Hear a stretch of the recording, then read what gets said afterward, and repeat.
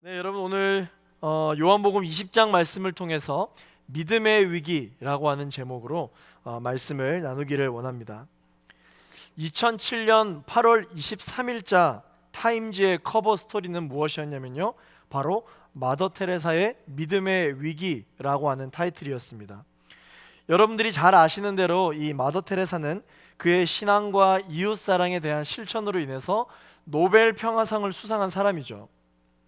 또 한 사람이 있습니다. 마이클 반델 피트라는 사람이 있는데요, 이 사람은 책을 쓰는 사람인데, 이 사람이 쓴 나의 빛이 되어라 라고 하는 책에 이 마더 테레사가 노벨상 수상 3개월 전에 자신의 믿음에 대한 고백, 자신의 믿음이 현재 어떠한 상태인지를 고백하는 기록이 담겨져 있습니다. 이런 내용이 담겨져 있거든요. 예수님은 당신을 특별히 사랑하고 계신 듯합니다. 그러나 내게는 침묵과 공허가 너무 커서 그분을 보려 해도 보지 못하고 있으며, 들으려 해도 듣지 못하고 있으며, 기도의 혀를 움직이고자 해도 그렇게 하지 못하고 있습니다. 제발 저를 위해 기도해 주십시오. 이 마더 테레사의 믿음에 위기가 찾아온 것입니다. 의심이 몰려온 것이죠. 내 믿음은 이대로 괜찮은가? 하나님이 살아계신 건 알겠는데 정말 하나님께서 지금 나의 삶 가운데 강력하게 역사하고 계신가? 라고 하는 이 의심이 몰려오게 된 것입니다. 여러분, 하나님의 사람들에게는 신앙이 좋든 좋지 않든 반드시 한 번은 꼭 자신의 믿음에 대한 의심을 경험하는 시간이 오게 되어 있습니다. 그래서 신학에서는 이것을 들어 하나님의 부재를 경험한다 라고 표현을 하기도 합니다. 또 다른 말로 영혼의 어두운 밤이라고 이야기를 하죠. 이런 믿음의 위기가 어떤 사람들에게는요, 굉장히 파괴적으로 과격하게 신경질적인 반응으로 나타낼 때가 있습니다. 자신의 영혼을 방치하는 어떤 그런 파괴적인 현상으로 올 수도 있고요, 조용한 반항과 원망으로 올 수도 있습니다. 또한 전혀 그렇지 않은 경우도 있습니다. 갓난아기가 여러분 부모님의 말씀을 100% 신뢰하죠. 부모님이 어떤 말을 할 때 판단하거나 생각하지 않습니다. 부모님의 말을 그냥 믿습니다. 그런데 이 아이가 조금 자라기 시작하면 그 아이의 입에서 끊임없이 나오는 말이 있는데, 그 말이 뭐냐면 왜? 라는 말이에요. 왜? 왜요? 왜요? 왜라는 말이 계속해서 나오게 되어 있습니다. 이것은 아이에게 의심이 많아서 그러는 것이 아니라 잘하고 있다라고 하는 증거가 될 수가 있는 것이죠. 더 이상 갓난아기가 아니라는 것입니다. 성장했기 때문에 이 아이는 왜라는 질문과 함께 자라나기 시작하는 거죠. 여러분, 저와 여러분의 신앙도 마찬가지입니다. 오늘 본문에 보시면 예수님의 12제자 중에 이 도마라고 하는 사람이 예수님의 부활을 의심하고 있습니다. 도마의 신앙생활에 있어서 믿음의 위기가 찾아온 것이죠. 죽은 줄로만 알았던 예수님이 눈앞에 등장하시자 도마는 눈물을 흘리며 예수님의 품에 안긴 것이 아니라 의심했습니다. 정말 예수님이 맞느냐? 눈으로 보고도 이성적으로 도저히 믿을 수가 없었던 상황이었던 것이죠. 저와 여러분들이 신앙생활을 할 때에도 똑같이 이러한 의심이 몰려올 수가 있습니다. 아무리 생각해보고 기도해보고 고민해보아도 지금 내가 보고 듣고 경험하고 있는 것들이 이해가 되지 않을 때가 있죠. 정말 이것이 하나님이 함께하고 있는 시간인가?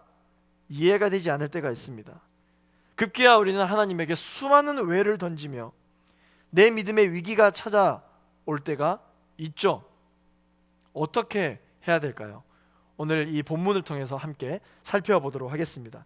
첫 번째, 우리에게 의심이 찾아올 때 여러분 이 의심을 표현하시기를 바랍니다. 우리가 순모임에서거나 이 아웃리치 모임에서 여러분들 요즘 여러분 기도의 제목이나 혹시 어떤 신앙의 상황을 나누게 될 때 믿음에 대한 의심이 들 때가 있을 수 있습니다.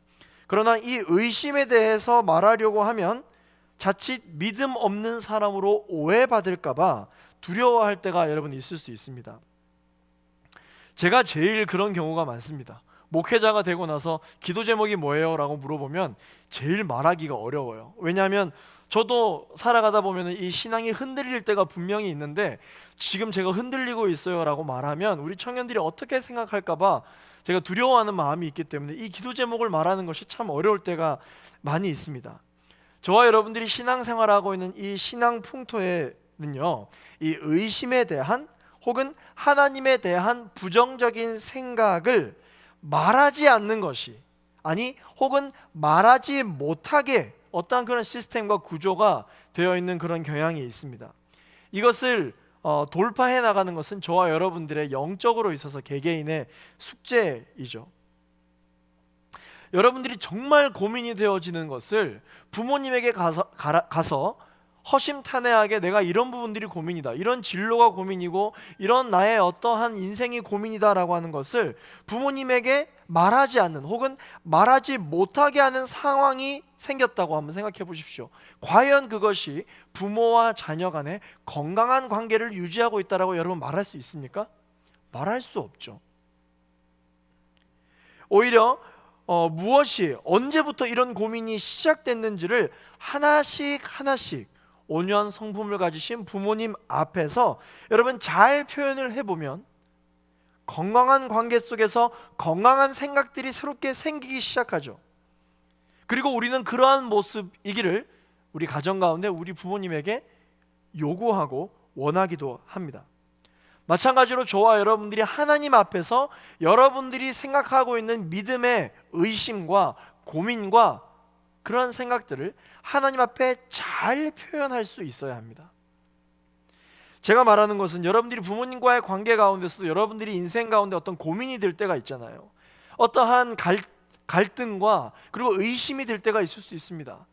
그럴 때 부모님에게 질문하는 자녀도 잘 질문을 해야지 짜증이 섞인 채로 몰라, 왜 나에게 자꾸 이런 걸 묻는 거야, 왜 자꾸 나에게 이런 일이 생기는 거야 라고 짜증을 내게 되면 아무리 온유한 성품을 가지고 계신 부모님이라고 할지라도 그 질문에 대한 대답이 서로 오가는 건강한 대화가 이루어질 수 없는 것처럼 저와 여러분이 하나님과 여러분들이 인생 가운데 드는 의심과 여러 가지 고민에 대해서 이야기를 할 때 원망 섞인 마음으로 짜증내는 말투로 이야기를 하면 건강한 기도와 건강한 대화가 되지 않습니다. 이것을 잘 표현할 수 있어야 한다는 것입니다. 예수님께서 제자들에게 이 기도를 가르치실 때 뭐라고 기도하라고 말씀하셨습니까? 구하라, 찾으라, 문을 두드리라, 그렇게 말씀하셨잖아요. 만약에 여러분 예수님께서 저희가 가진 게 없다라고 해서 이것을 질책하기 위하여 이런 말씀을 하셨을까요? 가진 게 없는 저희를, 무언가 늘 잃어버리는 저희를, 늘 문 밖에 서성이는 저희를 질타하시는 분이셨다면 구하라고, 찾으라고, 문을 두드리라고 말씀하실 리가 없습니다. 이 말씀은 훈계가 아니라 저와 여러분에게 좋은 것을 주시기 위한 하나님 아버지의 따뜻한 격려의 말씀인 것입니다. 여러분, 우등생은요 질문을 굉장히 잘하는 사람이에요. 질문을 많이 한다고 해서 우등생이 아니죠. 자신이 무엇을 모르겠는지, 무엇이 고민인지를 선생님에게 질문을 잘하는 학생이 굉장히 우수한 학생입니다. 혹은 자신이 궁금한 것이 있다 할지라도 공부를 못하는 사람으로 보일까 봐 두려워하는 마음은 건강한 자아라고 할 수 없죠.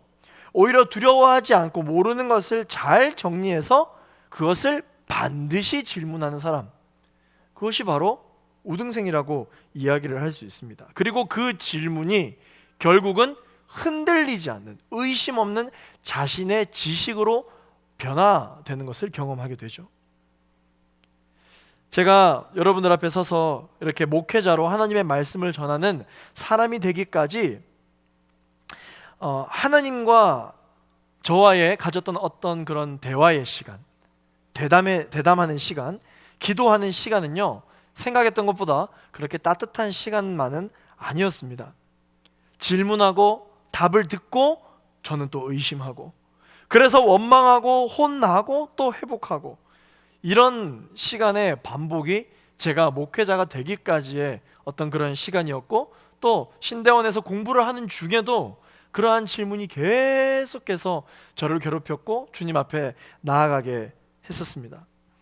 제가 그동안 하나님께 이 부르심에 대한, 콜링에 대한 의심 섞인 질문이 흔들리지 않는 확신으로 바뀌기까지 기도했던 내용을 통틀어서 종합해보면 딱 한 어절로 종합해 볼 수가 있습니다. 그게 뭐냐면 바로 왜? 라고 하는 질문이에요. 왜 저입니까? 왜 지금입니까? 왜 하나님 당신입니까? 왜 그 일입니까? 왜 그 나라입니까? 왜 이 시간입니까? 라고 하는 이 왜라고 하는 질문이 저의 모든 기도를 통틀어서 종합해 볼 수가 있습니다. 여러분, 오늘 우리가 본문을 살펴보면 이 도마라는 인물이 나오잖아요. 여러분, 성경 인물 통틀어서 의심하는 사람 딱 하면 누가 떠오릅니까? 이 도마가 떠오르잖아요. 그래서 도마의 별명이 바로 프로 의심러였습니다. 오늘 설교 듣고 계신 분들 중에서도 이렇게 굉장히 의심을 잘 하시는 분, 특히 요즘 의심이 많이 들어서 괴로워하시는 청년들이 있을 것 같아요. 여러분, 그렇게 프로 의심러였던 이 도마가 결국 나중에 어떻게 됐을까요? 우리는 생각합니다. 도마처럼 의심하면 망한다고 그렇게 생각하게 될 수도 있을 것입니다. 그런데 이 도마가, 그런 의심을 가졌던 도마가 예수님께 질문하고 그 의심에 대한 회복을 경험하고 나니까 어떤 사람으로 쓰임받았을까요? 인도 선교의 첫 문을 열고 바로 그 선교 현장에서 예수 그리스도를 위해서 순교한 순교자가 되었습니다. 순교자가 되었다는 것은 무슨 말입니까? 도마가 목숨 앞에 섰을 때에 더 이상 의심이 없었다는 것입니다. 확신이 있었다는 것입니다. 도마는 의심 많은 사람에서 흔들리지 않는 사람으로 변했다는 것이죠. 어떻게 이런 일이 가능했는가? 도마에게 들었던 그 의심을 반드시 예수님에게 가지고 가서 질문을 했다는 것입니다. 사랑하는 청년 여러분, 요즘 들어서 의심이 많이 드시는 분 계신가요? 그것은 여러분들의 믿음이 없음을 증거해 주는 것이 아니라 여러분 마음 가운데 살아계신 성령님께서, 여러분들의 영혼을 위하여 대신 간구해 주시는 성령님께서 새로운 기도의 제목을 주시기 위해서, 여러분 마음 가운데 새로운 불이 붙기 위하여 이 영적인 스파크가 일어나고 있는 중인 것입니다. 불을 내려면 부딪혀야 되잖아요. 새로운 영적 지경이 넓혀지고 있다는 증거입니다. 여러분, 이 차가 다니는 도로 혹은 여러분들이 다니는 인도에 이 포장을 새롭게 하기 위해서는 어떤 과정이 반드시 필요합니까? 다 갈아엎어야 돼요. 원래 깨끗하게 되어져 있는 곳을 놔두고 이 망가져 있는 부분만 보수하는 것이 아니라 다 갈아엎습니다. 그래서 그 지역에 이 안전제일 편말에 뭐라고 적혀 있습니까? 통행에 불편을 드려 죄송합니다. 저와 여러분들의 신앙생활 가운데 이 통행에 불편이 있다, 신앙생활에 불편함이 있다라고 하는 것은 영적인 스파크, 불을 지피려고 하는 스파크가 우리의 내면 가운데 있다는 증거인 줄로 믿습니다. 오늘 본문 25절에 도마가 의심이 들고 그 의심을 솔직하게 표현을 하는 장면이 나와 있습니다. 오늘 본문 25절을 같이 한번 읽어보겠습니다. 시작. 그래서 다른 제자들이 그에게 우리가 주를 보았소 하고 말했으나 도마는 그들에게 내가 내 눈으로 그분의 손에 있는 못자국을 보고 내 손가락을 그 못자국에 넣어보며 내 손을 그분의 옆구리에 넣어보지 않는 한 나는 믿을 수 없소 하고 말했습니다. 도마가 이렇게 질문하는 모습을 보고 예수님께서 도마에게 질책하셨습니까? 책망하셨습니까? 자, 예수님의 대답입니다. 27절 말씀을 함께 읽어볼게요. 시작. 그러고 나서 예수께서 도마에게 말씀하셨습니다. 내 손가락을 이리 내밀어 내 손을 만져보고 내 손을 내밀어 내 옆구리에 넣어보라. 그리고 믿음 없는 사람이 되지 말고 믿는 사람이 되라. 예수님의 말씀은 어떤 말씀입니까? 할 수 있는 모든 방법을 동원해서 너의 의심을 극복해내라. 흔들림 없는 사람이 될 것이다. 말씀해주고 계세요. 따뜻한 격려의 말씀입니다. 여러분들의 의심을 여러분들 혼자 꽁하게 가지고 있으면 여러분 그게 바로 건강하지 못한 것이고 책망받을 일이에요. 하나님 앞에 솔직하게 여러분들의 의심을 가지고 잘 표현하며 이 의심을 극복하려고 하는 여러분들의 몸부림이 있다면 하나님께서는 여러분들을 환영해 주시고 칭찬해 주실 줄로 믿습니다. 여러분들의 의심을 두려워하지 마시기를 예수 그리스도의 이름으로 축원합니다. 여러분들의 그 의심 섞인 정직한 대화를 하나님은 오히려 환영하세요. 의심이 들 때 그 의심을 하나님 아버지께 정확하게 잘 표현할 수 있는 여러분이 되기를 예수 그리스도 이름으로 축원합니다. 자, 의심이 들 때 두 번째 어떻게 해야 될까요? 말씀을 신뢰해야 합니다. 여러분, 우리가 유튜브나 아니면 여러 가지 어떠한 방송 프로그램을 통해서 보면 이 의심이 들 때 의심을 극복했던 많은 간증자들을 볼 수가 있습니다. 그러나 그런 간증의 이야기를 듣고 우리가 위로를 받으면 괜찮은데 이 간증을 듣고 보니까 항상 우리 안에 드는 생각들이 있습니다. 그 간증자가 경험했던 것처럼 나도 그 사람처럼 기적을 경험하면 이 문제가 해결될 텐데, 이 기적, 그 사람이 어떤 경험했던 특별한 스토리, 그런 거에 초점이 맞추어져 있는 경우가 굉장히 많습니다. 그래서 나도 체험을 해야 이 의심이 물러갈 텐데, 그런데 여러분 그렇지가 않습니다.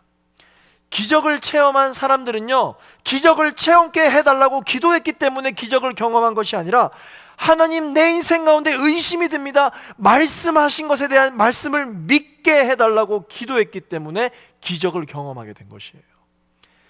간증을 보고 나서 여러분들 주변에 어떠한 회복된 사람들의 이야기를 듣고 나서 여러분들의 기도의 제목이 나도 저 사람처럼 기적을 경험하게 해주세요가 아니라 나도 저 사람처럼 말씀을 믿게 해주세요 라고 기도를 해야 된다는 것이죠.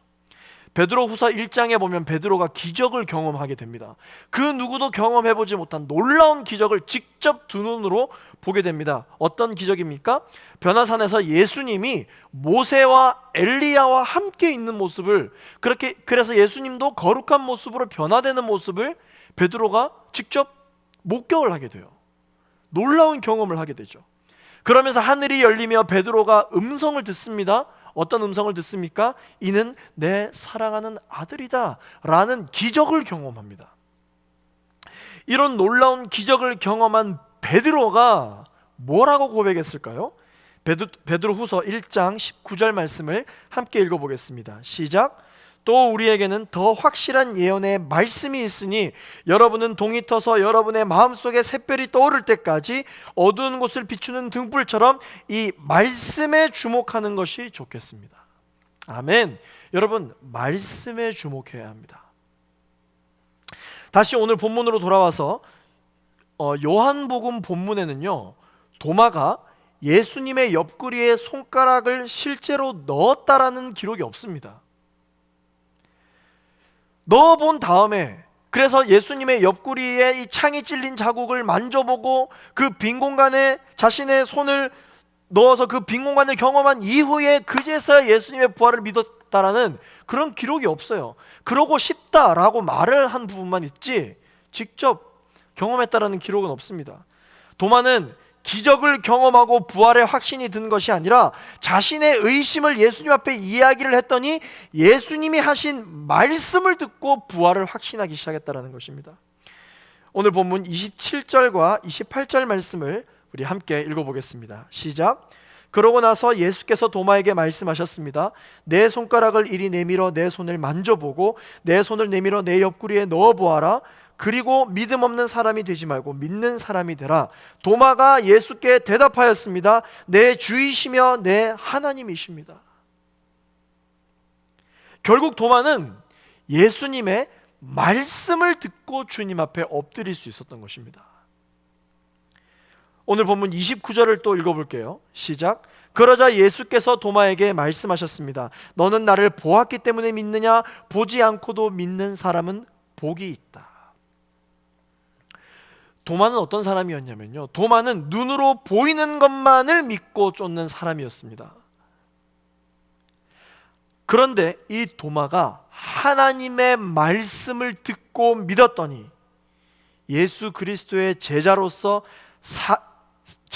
거친 풍랑에도 전혀 데미지를 입지 않고 계속해서 항해를 할 수 있는 주님의 제자의 길을 걷게 된 사람으로 변화되었다는 것입니다. 다시 한번 그 의심에서 회복하고 일어설 수 있는 사람으로 그렇게 변화되었습니다. 사랑하는 제이프로 청년 여러분, 여러분 인생 가운데 찾아온 이 믿음의 위기, 의심을 극복하기를 원하십니까? 그렇다면 하나님의 말씀을 신뢰할 수 있어야 합니다. 오늘 본문 말씀 계속해서 30절과 31절 말씀을 함께 읽어보겠습니다. 시작. 이 책에는 기록되지 않았지만 예수께서는 제자들 앞에서 다른 많은 표적들을 행하셨습니다. 그러나 이것들이 기록된 목적은 여러분들로 하여금 예수가 그리스도이시며 하나님의 아들이심을 믿게 하고 또 믿어서 예수의 이름으로 생명을 얻도록 하기 위함입니다. 아멘. 결국 하나님의 말씀이 무엇입니까? 예수가 그리스도이시고 살아계신 하나님의 아들이심을 믿게 하는 것, 이게 하나님의 말씀이다라고 하는 것이죠. 말씀입니다. 여러분 생각해 보십시오. 여러분들의 인생 가운데 찾아온 여러 가지 고민과 이해되지 않는 상황들이 있지만 인류가 사람이 살면서 가장 이해가 안 되는 게 무엇이냐면 사람은 다 죽게 되어 있는데 예수님은 안 죽고 부활하셨다는 것입니다. 예수가 그리스도이시라는 것입니다. 하나님의 아들이시다라는 것이에요. 그런데 이 말도 안 되는 것을 믿게 해주는 것이 무엇이냐면 기적이 아니라 하나님의 말씀이라는 것입니다. 아멘.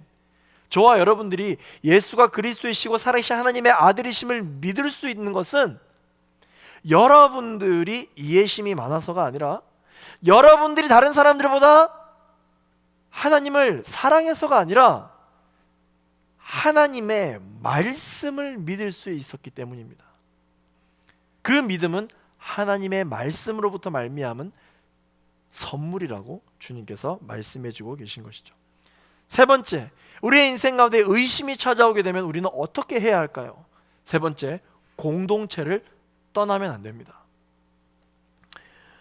여러분, 저와 여러분들이 경험하는 이 의심은 어디서부터 오는 것일까요? 우리의 신앙이 성장하면서 자연스럽게 드는 의심이 있죠. 어린아이가 왜? 라는 질문이 시작된 것처럼 자연스럽게 성장통처럼 의심이 찾아올 때가 있습니다. 그러나 또 다른 의심이 있는데 그것이 무엇이냐면 저와 여러분들이 경험하는 두려움, 불안에서부터 시작되어서 내가 계속해서 만들어가기 시작하는 의심이에요. 내가 만든 의심입니다. 오늘 본문에서 이 도마는 어떻게 해서 의심이 들기 시작했다라고 기록하고 있나요? 오늘 본문 제일 첫 번째 절 말씀이죠. 24절 말씀을 함께 읽어보겠습니다. 시작. 12제자 중 하나인 디두모라 불리는 도마는 예수께서 오셨을 때에 제자들과 함께 있지 않았습니다. 만약에 여러분 도마가 부활하신 예수님이 제자들에게 처음 찾아오셨잖아요. 처음 찾아왔을 때 도마가 제자들과 함께 있었다면, 그 예수님의 제자인 공동체의 그 모임 안에 함께 있었다면 다른 제자들과 달리 지금 본문의 모습에서 보이는 것처럼 다른 제자들은 다 믿는데 도마는 맨 나중에 믿잖아요. 아마 그러지 않았을 것입니다. 그런데 안타깝게도 도마는 이 제자들의 모임에서 이탈해 있었어요. 예수님이 십자가에 못 박혀 돌아가신 그 충격으로 인해서 자신의 인생 가운데 의심이 들고 고민이 들고 도저히 있을 수 없는 일, 어떻게 이런 일이 있을 수 있지? 라는 생각이 들어서 제자들의 모임에서 이탈해 있었다고요. 그러자 도마의 마음에는 어떠한 마음이 계속 만들어지기 시작했을까요? 바로 의심을 낳기 시작하는 것입니다. 선한 생각들과 하나님의 생각들이 의심을 만들지 않습니다. 나의 불안과 나의 두려움이 의심을 계속해서 새롭게 만들어가는 거예요. 세포 분열하는 것처럼. 하나님은요, 우리를 어떻게 만드셨냐면 신앙생활을 할 때 교회와 공동체 안에서 함께 성장하고 함께 성숙해 가도록 그렇게 디자인해 놓으셨습니다. 저와 여러분을 창조할 때 만들어 놓은 매뉴얼이 그렇다는 것입니다. 이 매뉴얼 하니까 제가 참 부끄럽게 생각하는 것이 있는데요, 저는 이 기계를 만지고 다루는 것에 제 스스로 굉장히 자신이 있어요. 아내는 절더러 어디서 그런 근자감이 나오냐라고 이야기를 많이 합니다. 때로는 이 자신감으로 기계를 잘 만져서 동작을 하게 만들기도 하는데, 때로는 이게 자만이 돼가지고요, 기계가 정상적으로 작동하지 않으면 기계 탓을 하는 경우가 있습니다. 이번 주에 아내가 이 어플과 연결해서 실시간으로 확인을 할 수 있는 그 온습도계를 샀어요. 원래는 직접 이 온습도계를 봐야만 알 수 있었는데, 이제는 보지 않고 그냥 어플로 연동해서 온습도를 체크할 수 있는 그 기계를 아주 저렴하게 인터넷에서 구매를 한 거예요. 저보고 이것을 핸드폰으로 연결을 해달라고 하더라고요. 이제 언박싱을 했습니다. 개봉을 하고 기계를 꺼냈어요. 엄청 작아요. 한 요만해요. 요만한 기계가 딱 나오고, 그리고 그 한 장짜리 사용 설명서가 뒤에 이렇게 딱 붙어 있더라고요. 당연히 설명서는 쫙 이렇게 버리고 기계를 보고 바로 핸드폰을 연결했습니다. 왜냐하면 블루투스로 연결하는 거였기 때문에 블루투스 연결하는 게 다 거기서 거기지 라는 생각을 했습니다. 그런데 이 기계를 보면서 이 기계를 불신하기 시작했어요. 왜냐? 이 기계가 켜지려면 그 화면에 블루투스 마크가 켜져야 되는데, 마크가 켜지게는 되어 있으나 이 블루투스 기능을 켜는 버튼도 없고, 심지어 전원 버튼도 없는 거예요. 이 기계를 어떻게 켜냐면요, 그냥 배터리를 넣으면 켜지는 거예요. 이러한 뭔가 모자라 보이는 이 외관을 보고 기계를 제가 불신하기 시작했습니다. 그러면서 그래도 자동으로 연결되겠지 해서 아내의 블루투스를 켜서 연결하려고 했는데 어떻게 됐을까요? 결국 연결이 안 되는 거예요. 원래 블루투스를 연결하는 것처럼 했는데 연결이 안 돼요. 제가 그때 뭐라고 이야기했냐면, 중국산 짝퉁을 샀다, 너는 속았어 라고, 다시 더 좋은 걸 사자 라고 이야기하면서 그 온습도계를 제가 연결을 시켜주지 못했습니다. 아내는 계속 고개를 갸우뚱하면서 제가 휙 하고 버렸던 그 매뉴얼을 다시 천천히 읽어보기 시작하더니 갑자기 됐다 이러는 거예요. 그래서 그럴 리가 없는데 라고 가서 보니까 이 사용 설명서에 이 당구장 표시로 적혀 있는 게 있었습니다. 그게 무엇이었냐면, 반드시 자기 폰에 외부 기기 접근 허용 설정을 하라는 것이었어요. 제가 그거를 보지 않았던 것이죠. 아내가 그 매뉴얼에 적힌 대로 허용 설정을 한 뒤에 자동으로 이 블루투스가 연결이 돼서 사용이 되었습니다. 자만했던 저를 보며 굉장히 민망해했습니다. 여러분은 여러분을 어떻게 다루어야 할지를 가장 잘 안다고 생각하실지 모르겠지만, 여러분, 그 자신감이, 내가 나를 잘 안다라는 그 자신감이 때로는 자만함으로 바뀌어서 우리의 인생과 우리의 신앙생활과 우리의 영혼에 문제가 생겨도 무엇이 문제인지를 모르는 경우가 생길 수가 있습니다. 그럴 때는 어떻게 해야 될까요? 저와 여러분을 만드신 하나님께서 기록하신 매뉴얼을 봐야 합니다. 그 매뉴얼대로 살아갈 때 우리는 이 인생을 살아갈 때 건강하게 살 수가 있습니다. 그 매뉴얼에 어떤 내용이 적혀 있는지 아십니까? 바로 이런 내용이 적혀 있습니다. 히브리서 10장 25절 말씀을 함께 읽어보겠습니다. 시작. 어떤 사람들의 습관과 같이 우리들 스스로 모이는 일을 소홀히 하지 말고 오히려 서로 권면합시다. 또한 그날이 다가오는 것을 볼수록 더욱 그렇게 합시다.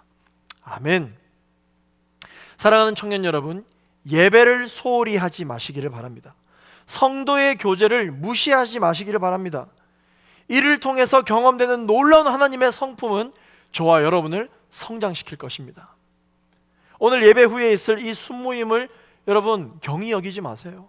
소홀하게 생각하지 마십시오. 비록 우리가 생각하는 만큼 어떤 임팩트한 일이 없다 할지 모르겠지만, 아니요, 그건 우리가 생각해 놓은 틀일 수도 있죠.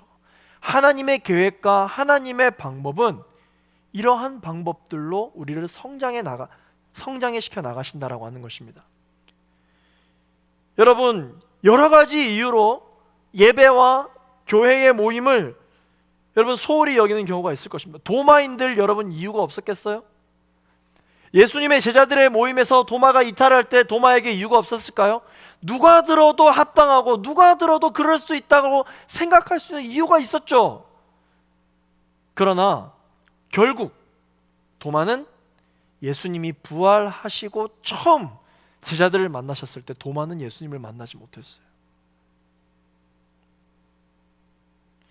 예배와 교회를 소홀히 여기지 않고 이 예배와 모임 시간을 목숨과 같이 지켰던 청교도들은 그들의 신앙생활에 이러한 원칙이 있다라고 전해져 내려오고 있습니다. 함께 보실까요? 이런 원칙이 있어요. 당신이 빠진 그날 모임에 주님이 특별하게 자신을 나타내시어 부흥이 일어난다면 형제 자매여 당신의 영적 손해를 상상해 보라. 이러한 말들을 서로 해나가며 모임을 독려했다라고 합니다. 온라인 예배가 시작되면서 교육자들에게 고민이 하나 생겼습니다.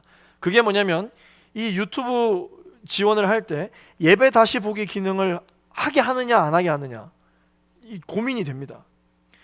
이 기능을 줬더니 예배 시간 11시 30분에 정확하게 지켜서 예배를 드리는 청년이 있는가 하면 어차피 다시 보기 하고 내가 예배를 드리면 되니까 11시 30분이 아니라 자기가 할 거 다 하고 자기가 시간 보낼 거 다 보내고 나서 다시 스트리밍을 켜서 제일 앞으로 돌려서부터 예배를 보거나 아니면 다 스킵하고 설교만 듣거나 그런 청년들이 생긴다라는 말을 듣게 되었습니다. 여러분, 그런 청년들이 있겠지만 예배를 준비하는 이 목회적인 입장에서 봤을 때는 이거는 목회적으로도 교육적으로도 절대로 그렇게 하게 놔둬서는 안 됩니다. 하나님과의 모임 시간을 자신의 시간과 친구들과의 모임보다도 중요치 않게 생각하는 청년들의 신앙생활이 건강할 리가 없어요. 그렇게 타협하다가 미루다가 자신의 신앙생활 가운데 찾아온 의심과 신앙의 슬럼프에 대해서는 더 이야기할 필요도 없어요. 당연한 결과입니다. 말씀을 맺겠습니다. 여러분, 미국의 루스벨트 대통령이 출석하던 한 교회에 토요일만 되면 계속 걸려오는 전화가 있습니다. 한 사람이 아니라 여러 사람에게 전화가 옵니다. 전화가 와서 이렇게 물어본대요. 아, 네, 안녕하세요. 내일 주일 예배 때 혹시 루스벨트 대통령이 참석하실까요? 이렇게 묻는 질문이 엄청 많대요. 이때 그 교회의 행정을 담당하던 전화를 계속 받으시던 분이 아주 기가 막힌 명언을 하시고 그것이 전해져 내려옵니다. 이렇게 대답했다라고 합니다. 대통령의 참석은 불확실합니다. 저도 잘 몰라요. 그런데 확실한 것이 있습니다. 그게 무엇이냐면 하나님은 내일 예배에 반드시 참석하십니다. 꼭 오셔서 그분을 만나셨으면 좋겠습니다. 이렇게 대답을 했다라고 합니다. 사랑하는 제2포 청년 여러분, 이 주일 예배를 드리실 때마다 하나님의 임재를 기대하세요. 하나님의 역사하심을 사모하세요. 그 어떠한 생각과 그 어떠한 시간과 그 어떠한 약속과 그 어떠한 것과도 타협하지 마십시오. 타협하는 순간 그 타협의 빌미를 제공해서 우리의 마음 가운데 의심이 생기기 시작해요. 어떻게 할 거예요? 그러나 그 어떠한 것도 내가 타협하지 않겠다.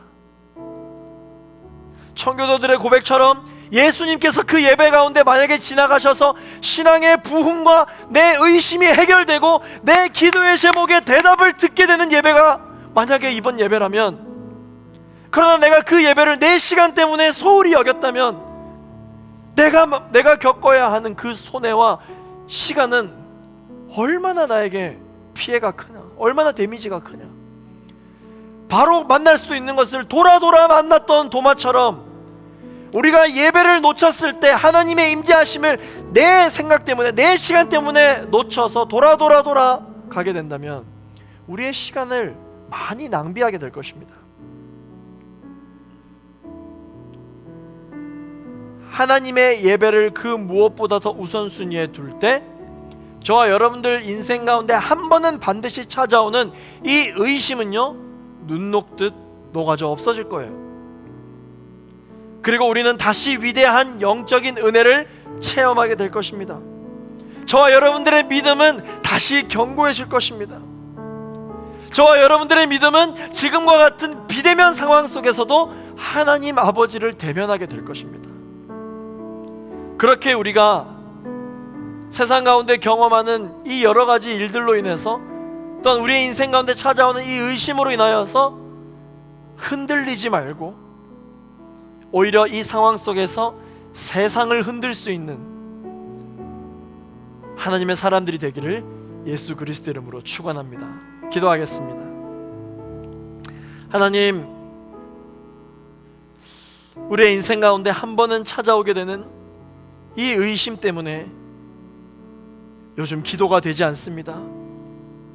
예배가 옛날 같지 않습니다. 순모임에 대하여 계속해서 경솔하게 여기는 마음이 자꾸 듭니다.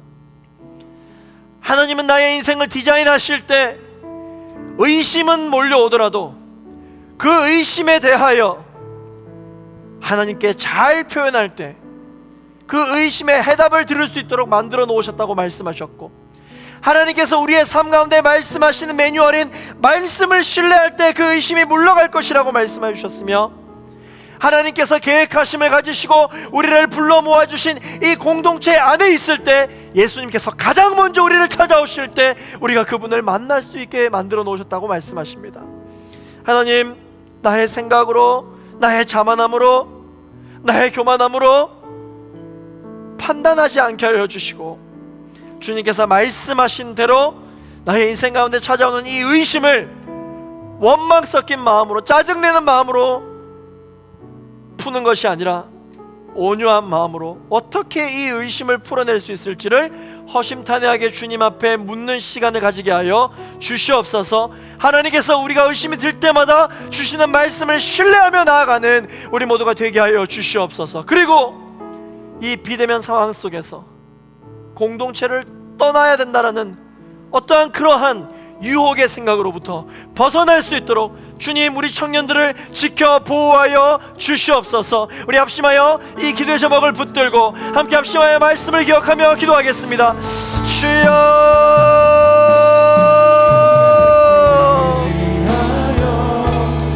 하나님, 우리의 마음 가운데 불안이 없게 하여 주옵소서.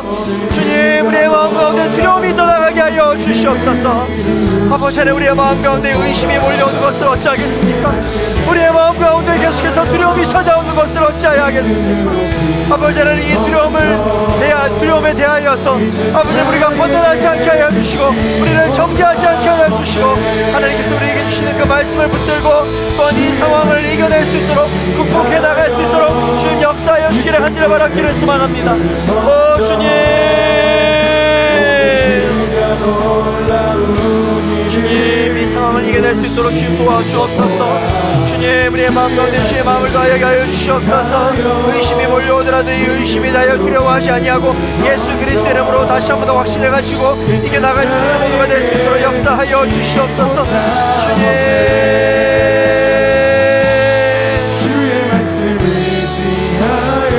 거친 풍랑이 우리를 아버지 하나님 덮친다 할지라도 아버지 우리가 흔들리지 아니하고 믿음의 닻을 우리 인생 가운데 내릴 수 있도록 역사하여 주시기를 간절히 바라기를 원합니다. 내 인생의 닻을 아버지 하나님 주의 말씀 앞에 내려놓을 때 그 말씀이 아버지 하나님 우리를 견고하게 해 나갈 수 있는 은혜가 있을 수 있도록 역사하여 주시기를 간절히 바라기를 원합니다. 오 주님,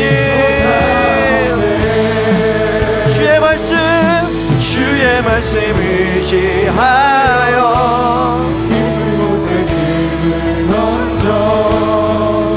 오늘 그가 놀라운 일을 이루시는 것 보라. 주의 말씀 말씀 의지하여 믿음으로 금을 던져 믿는 자에게 미치고 답 없네. 주의 말씀 의지하여 깊은 곳에 금을 던져 오늘 그가 놀라운 일을 이루시고 보라. 주의 말씀 의지하여 믿음으로 금을 던져 믿는 자에게는 침묵함 없네. 우리 제가 먼저 기도하며 나아가십니다. 하나님 아버지, 나의 인생이 수많은 의식과 수많은 유혹의 이야기들과 수많은 세상의 부정적인 생각들로 인하여서 하나님 나의 인생이 거친 풍랑 가운데 있습니다. 하나님 나의 인생이 거친 파도 가운데 있습니다. 하나님, 이 거친 파도 가운데 우리가 해야 할 것은 무엇입니까? 바로 우리의 인생에 말씀의 닻을 내리는 것인 줄로 믿습니다. 하나님의 말씀에 우리의 닻을 내릴 때 거친 풍파 가운데서도 거친 파도 가운데서도 우리가 흔들리지 않고 아버지 하나님 이 인생의 항해를 계속해 나갈 수 있도록 하나님 우리의 믿음을 붙들어 주시옵소서. 세상으로 말미암아 흔들리는 사람이 되지 않게 하여 주시고 이 거친 풍파 가운데서도 세상을 흔들 수 있는 하나님의 사람이 되게 하여 주시옵소서. 세상을 흔들 수 있는 우리의 꿈이 되게 하여 주시옵소서.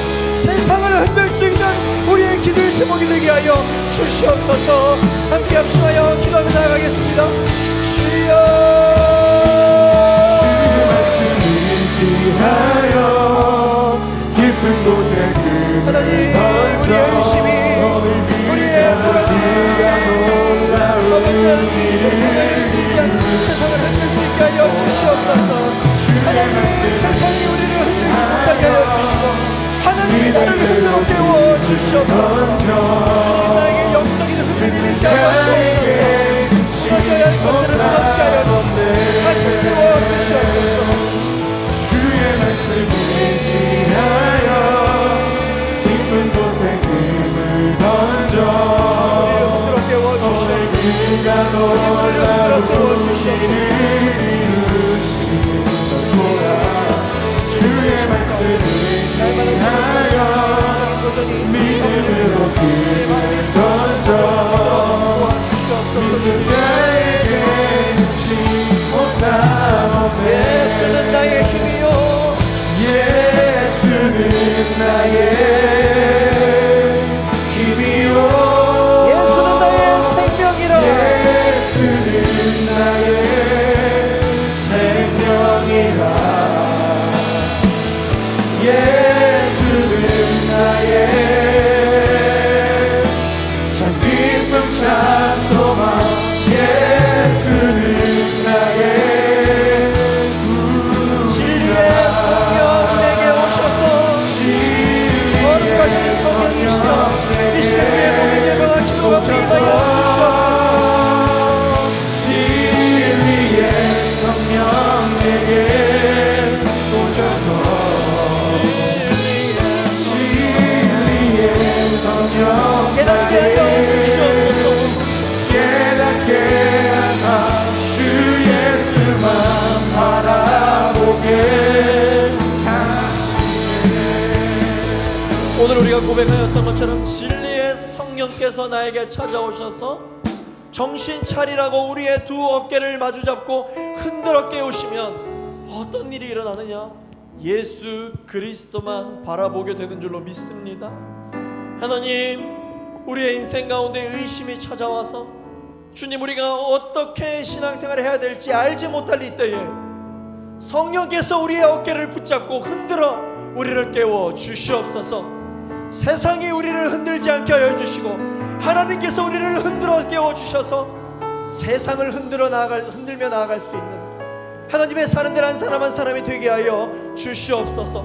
거친 파도가 날 향해 온다 할지라도 말씀에 우리의 인생의 닻을 내려서 그 모든 풍파 가운데서 흔들리지 않고 데미지를 입지 않고 파손을 입지 않으며 풍파가 잠잠해졌을 때 다시 한 번 더 이 인생의 항해를 계속해서 나아갈 수 있는 하나님의 사람들이 되게 하여 주시옵소서.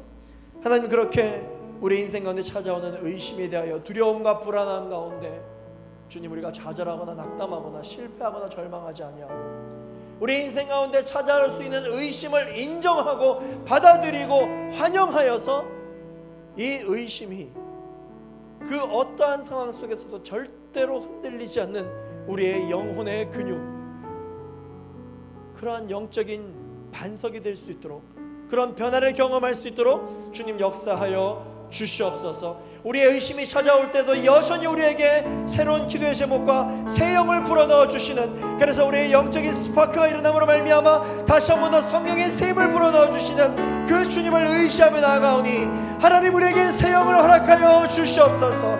우리에게 새 영을 불어넣어 주시옵소서. 우리 인생 가운데 놀라운 세례를 행하실 주님을 찬양합니다. 하나님을 높여드립니다. 주님 계속해서 일하여 주시옵소서. 예수 그리스도의 이름으로 기도하였습니다. 아멘. 우리의 의심 가운데, 우리의 삶 가운데 여전히 세례를 행하시는 주님께 우리 감사의 영광의 박수를 드리며 나아가시겠습니다. 할렐루야. 세례를 행하시는 주님을 찬양하나이다. 아멘.